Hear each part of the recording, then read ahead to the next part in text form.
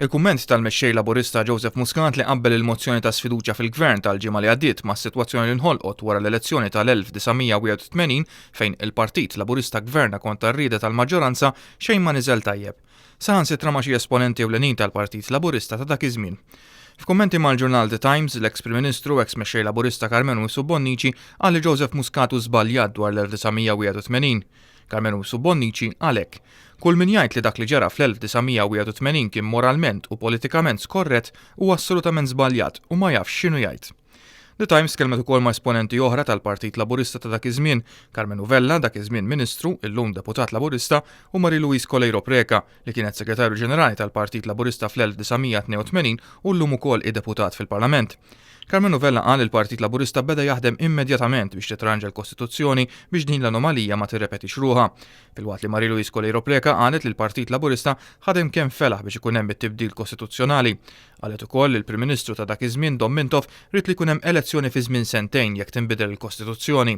Ħaġa li fil-fatt ma ġratx. Mhux talli hekk imma talli l-Partit Laburista wara l-elezzjoni li fiha gverna bla maġġoranza ta' voti ħadd terminu sħiħ li tippermettilu l-liġi 5 snin u 5 xhur sa Mejju tal-1987. NetNews tkellem mal-eks Deputat Nazzjonalista Richard Muscat li tagħna r-reazzjoni tiegħu għal dawn il-kummenti. Meta veru Edi Fenekadami iċċallinġja il-Mintoff fil-Parlament biex l-affarijiet isiru saru f'seduta parlamentari waħda. Dakinhar sar iċ-challenge u sar il-qbil. Kieku rridu verament isolvu, kienu jisolvu 5 snin qabel. Richard Muscat qal il-Paragun mal-1981 ma jreġix. Paragun iktar viċin u dak li ġara fl-1998 fejn qal li kieku Edi Fenekadami aġixxa fil-konfront ta' Alfred Sant bl-istess mod li qed jaġixxi Joseph Muscat illum fil-konfront ta' Lorenz Gonzi, il-Gvern Laburista kien idum 14-il xahar flok 22. Huwa paragun sopp li ma jreġix. Joseph Muscat qal sew illi dakinhar tal-81 kien hemm deficit demokratiku serju u gravissimu, infatti seħħlu immorali, imma għandu żball oħxon meta iqabbel is-sitwazzjoni tal-lum ma' dik tal-81.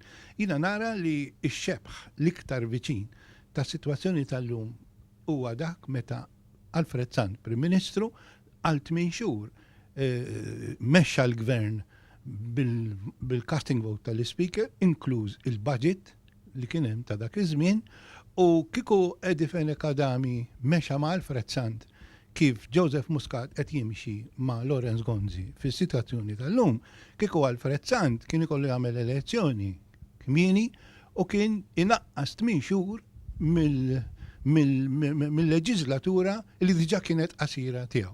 Tkellimna wkoll mal-eks editur ta' The Sunday Times, Lawrence Grech, dwar dak li qalu Carmenu Vella u Marie-Louise Colejro Preca. ċerti nies illi dak iż-żmien kienu fil-kabinett.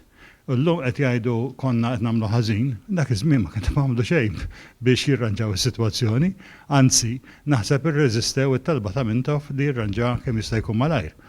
Meta mbagħad is-sitwazzjoni rranġat, kellu jkun il-qtil ta' Raymond Caruana, 5 snin wara da, 5 snin wara qed ngħidu mhux l-għada.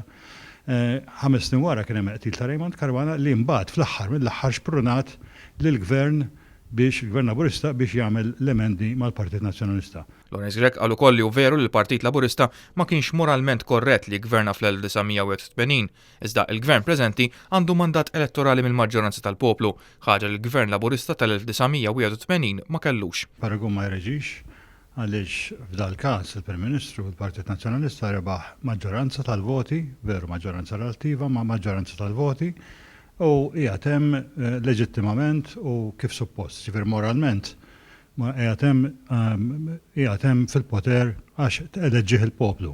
Min barra Carmenu Vella li llum tqabbad jaħdem fuq il-manifest elettorali li jmiss tal-Partit Laburista u Marie-Louise Colejro Preca li kienet Segretarju Ġenerali nies oħra li kienu involuti fil-Partit Laburista dak iż-żmien u li għadhom jimmilitaw fih sal-lum jinkludu lil Leo Brincat, Joe de Bonogrek u Alex Xiberra Strigona.